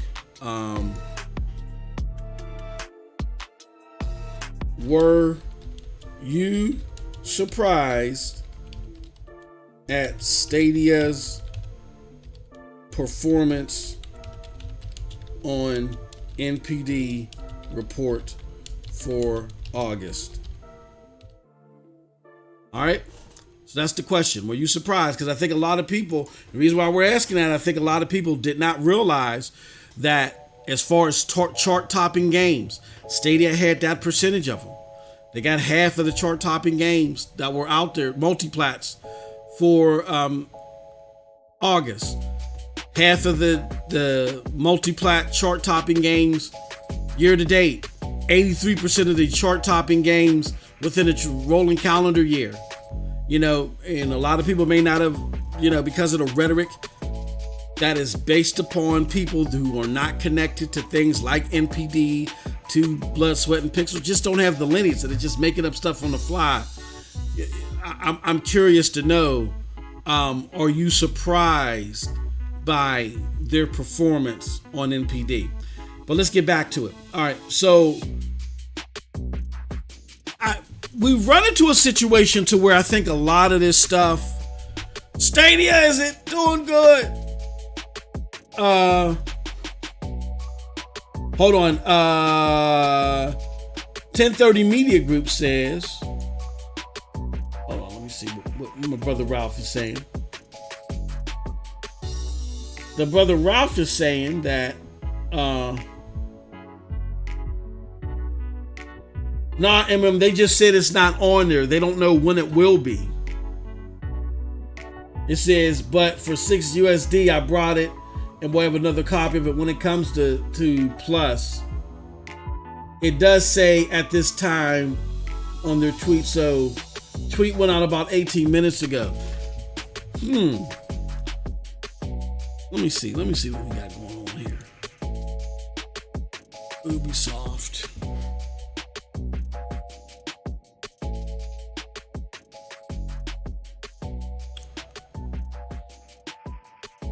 Let's see here. Ubisoft. Okay, let's see. Ubisoft Stadia.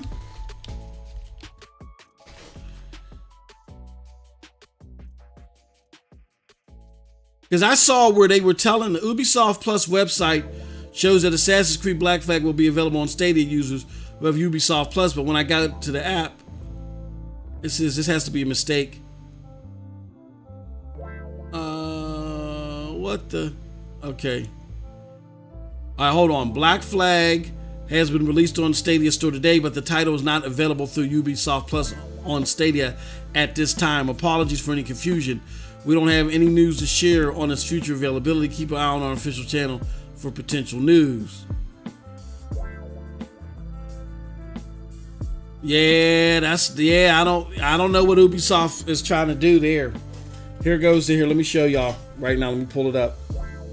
Thank courtesy of Ralph. Where's live web display? There it goes right there. And the homie Jeb says, what the F? I understand games like Just Dance and Family Feud not being on the sub due to licensing contracts, but AC Black Flag is a 100% Ubisoft game. Fortunately, the game is cheaper than a month of Ubisoft Plus subscription right now, but still, what the F? Yeah. Yeah, that's not Gucci. Yep. So what are we gonna do? Yeah, that's not kosher. That is not kosher. I surely hope they don't do this with Far Cry 6 or Riders Republic next month. Yep, and this is appropriate that this is coming up during the feedback. Did I show it off? The feedback. Yeah, let's talk about this first, y'all. No, this is not cool. This is not cool. And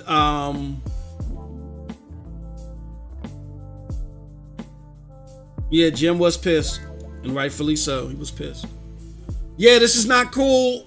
And it makes me question, is Far Cry 6 going to be on Ubisoft Plus? I mean, like,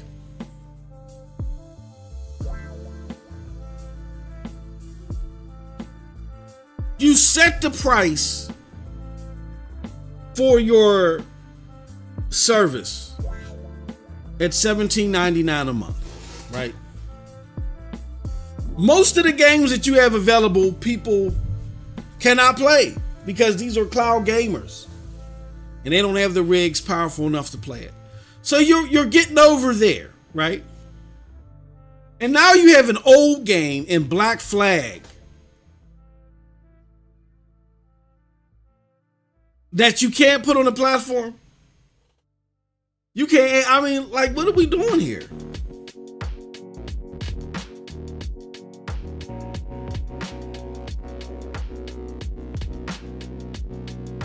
No, they're not going up on price, Ralph. They already, well, here's what they did. They you have until the 28th. You have 2 more weeks to sign up for Ubisoft Plus and pick the cloud gaming platform or platforms that you want to play on. As long as you don't let your subscription lapse, it'll be the same $14.99 plus tax. For me, it rounds out to like $16 and some change. If you let it lapse after the 28th and then you come back on and you want cloud access, they're going to charge you the $14.99 and they're going to charge you $3 for cloud access. But here's the thing that I don't get. I don't get why you got this subscription service that's $14.99. That generally it has 100 games in it. The Stadia version only has like 21 games in it. You couldn't make it 22.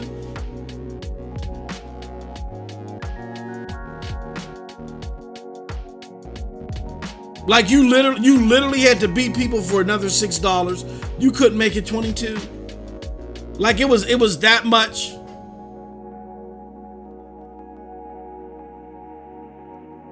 Yeah, man. Let's talk about it, y'all. So,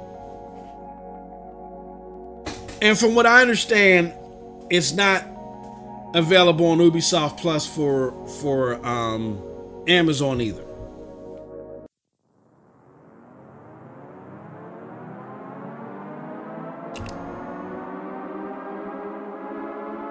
My thing is, I mean, you're already getting over on people as far as I'm concerned.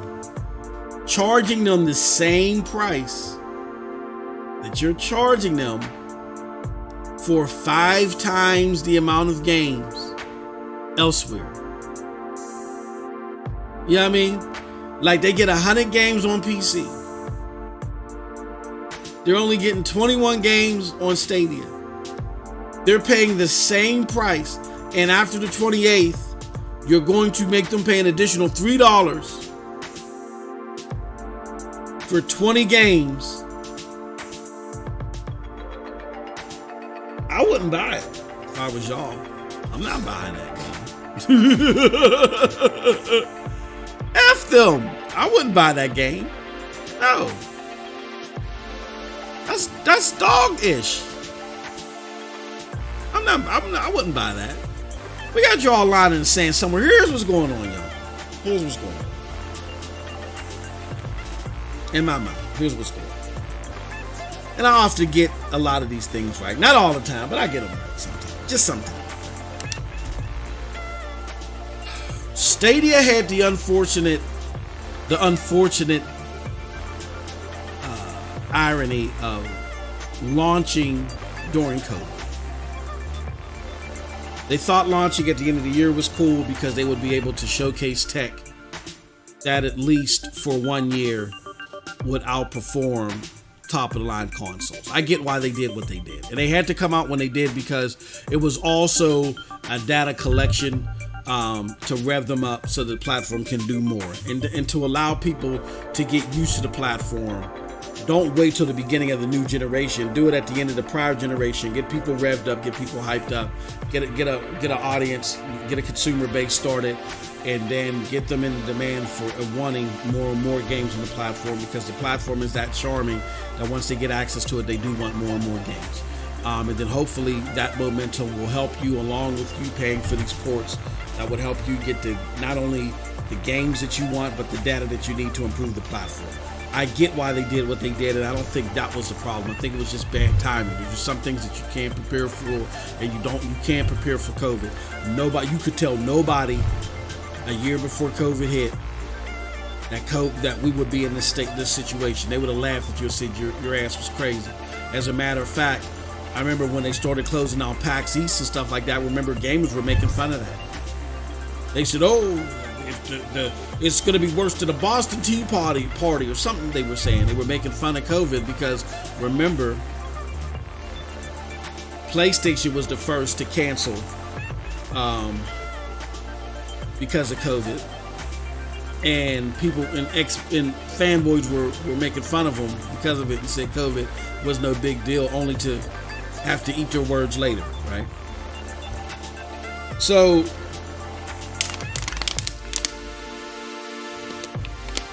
Stadia had that unfortunate circumstance to have to deal with that.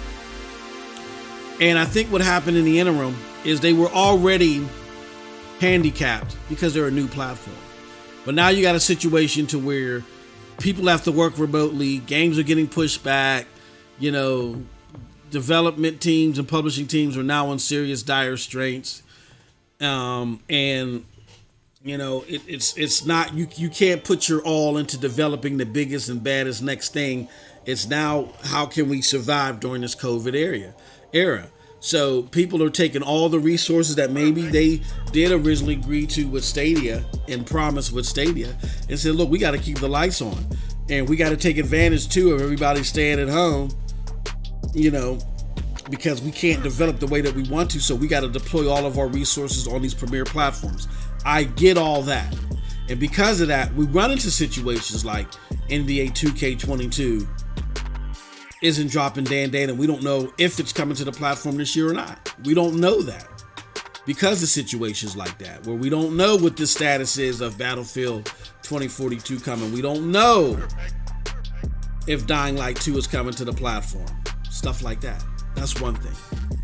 But where you have a situation where since December 2020,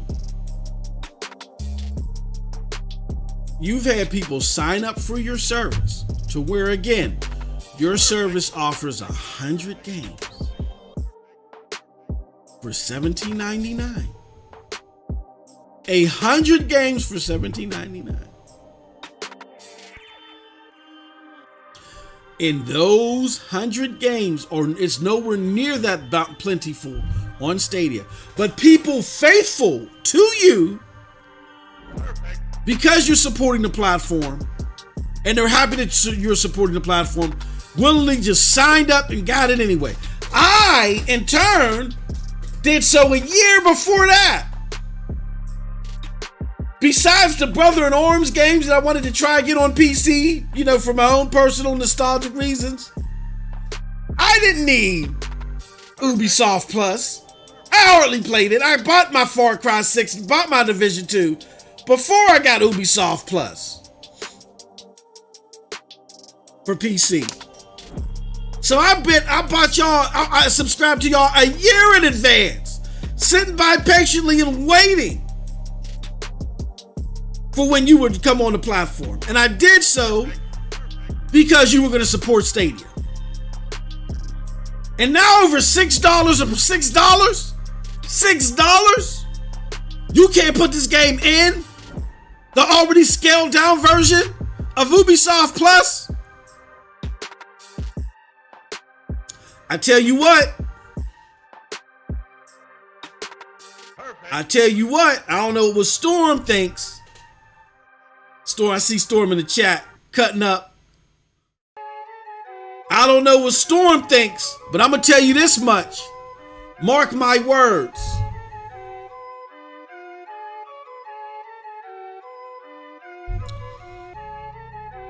Let them try this with any of the new games. Let Far Cry 6, let Riders Republic not be in Ubisoft Plus day and date.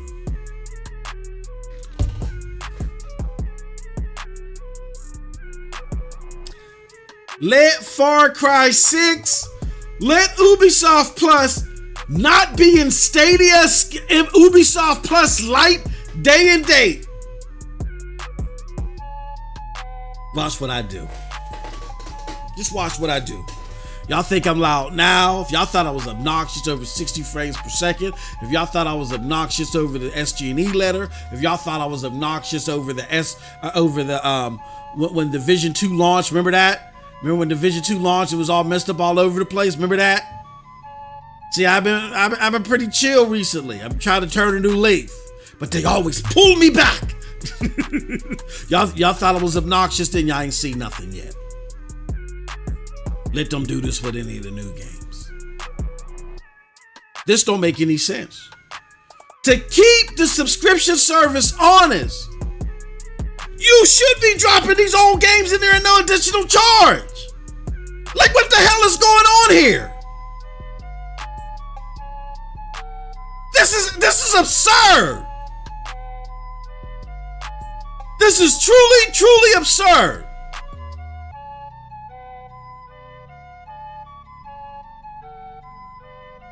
And I get it, Stadians. A lot of us may feel like, nah, MM2K don't rock the boat, bro. Look what NBA 2K did. We rocked the boat too hard. It's like, the hell with you. Look, man, you gotta, look. What they say, what's the saying go? How it goes, Storm? You gotta crack a few eggs to make some omelets. You lose a few eggs when you're making some omelets, however it goes. Decisions have consequences.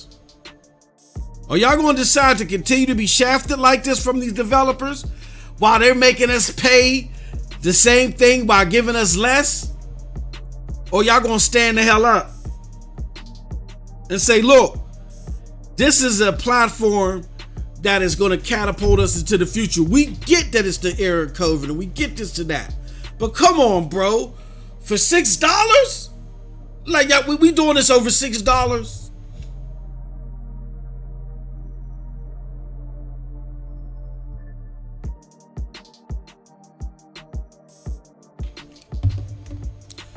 Let the new, like, damn, like, I'll let this slide. No, I'm not gonna let it slide. Like, it's okay. Yeah, I'm gonna bark about it. But let Far Cry 6 and Riders Republic not be in that puppy day and date. Oh my God! Listen, I triple dare you. Let Riders Republic and Far Cry 6 not be, let alone not them both be 60 frames. To hell with it. They both better be 60 frames per second. And they both better be in Ubisoft Plus day and date.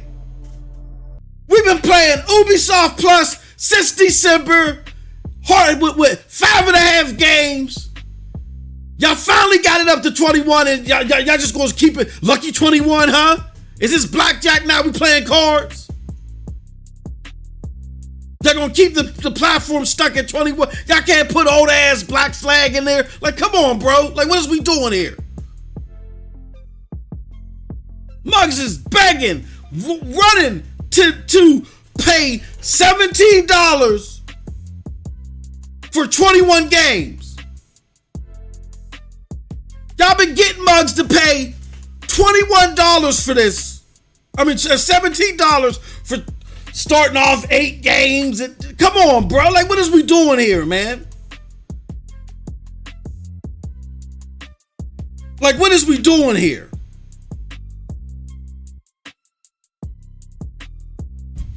That's my feedback for the day. What is y'all's feedback? Go ahead at Stadia Dosage, dude, so I can see y'all feedback.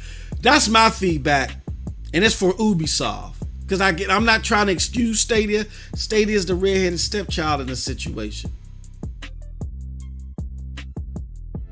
I'm talking to Ubisoft. Let y'all look, man. Let y'all try not to drop Far Cry 6 and Riders Republic up in this piece. Day and date. Try it. Try it. It's absurd. These are the type of games that you put in there to keep the platform honest. Like we was already lowball. We was already lowball, man. Yo, this is wild, bro. It's wild.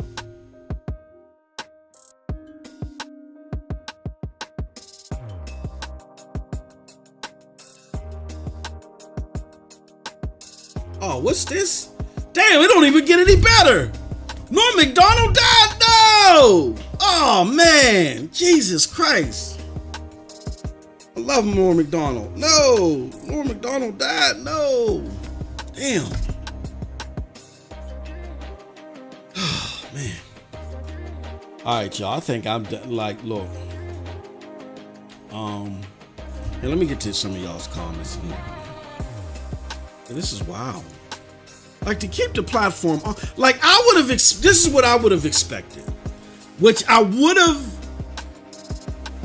dealt with, but I would have done it begrudgingly, is I would have expected them to try to be slick, put Black Flag in Ubisoft Plus, but then try not to put Riders Republic or Far Cry 6 in their day and date.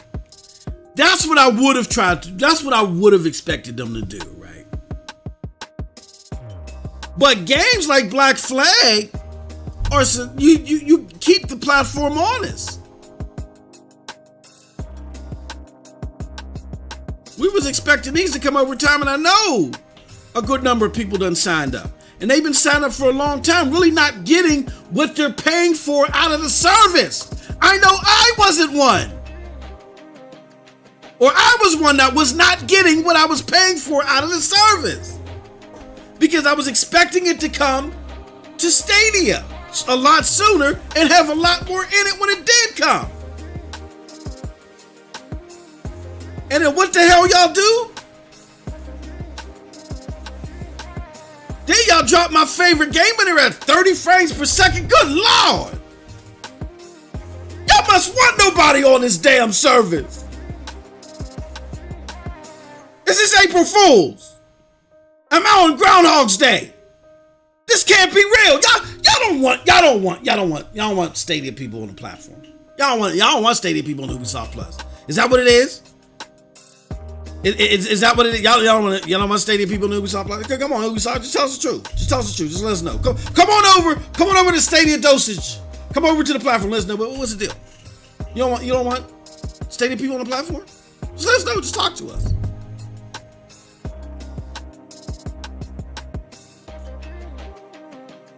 This is messed up. This is screwed up.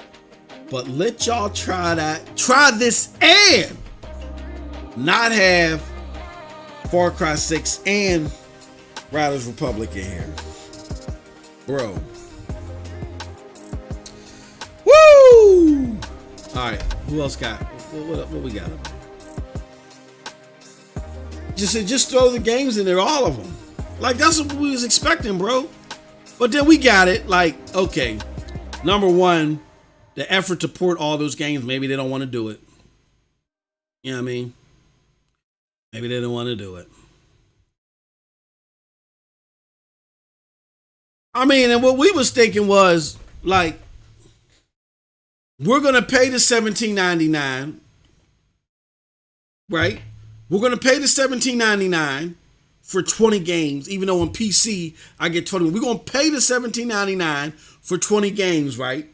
Because y'all going to add more games in there. Y'all going to, start adding games in there. That's why we did it. We didn't do it to say, ooh, thank you Ubisoft gods for giving us 21 lowly games.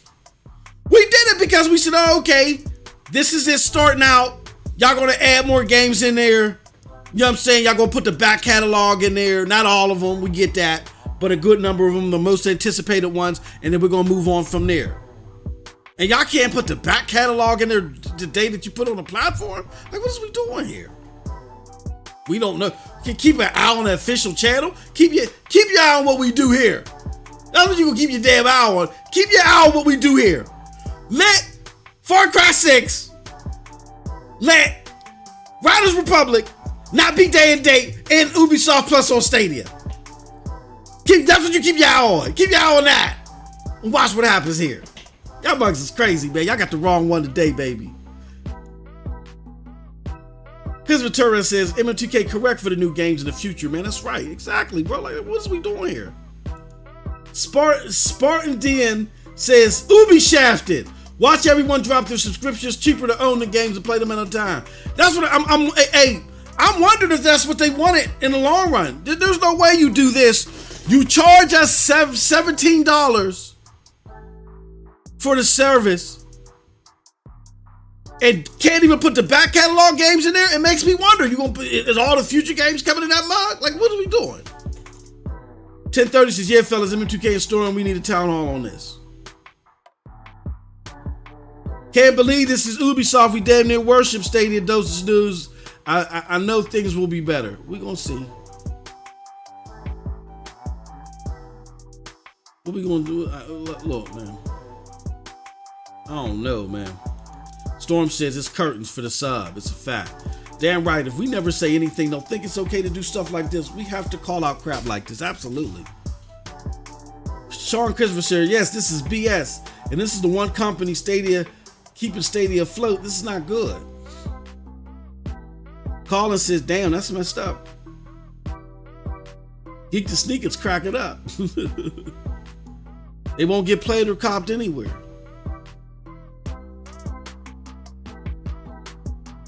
Damn, bro. I mean, what is y'all aiming to accomplish with something like this, man? This is the proverbial spit in the face in a lot of ways. No, this is the hawker. That's what this is. It'll land like this is like going up in somebody's face and then like you about to spit, like let out a fat loogie on their face. The loogie will be if both Far Cry 6 and Riders Republic don't land on Stadia day and date in Ubisoft Plus? What was the point of us getting the service? Like, god dang, man, you can't be doing mugs like that, man. Can't be doing mugs like that, man. And I'm gonna say that for the Amazon cats too.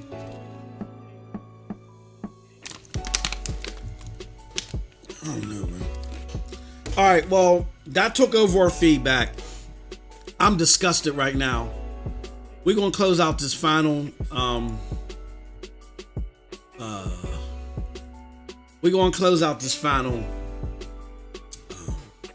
poll where I asked if you were surprised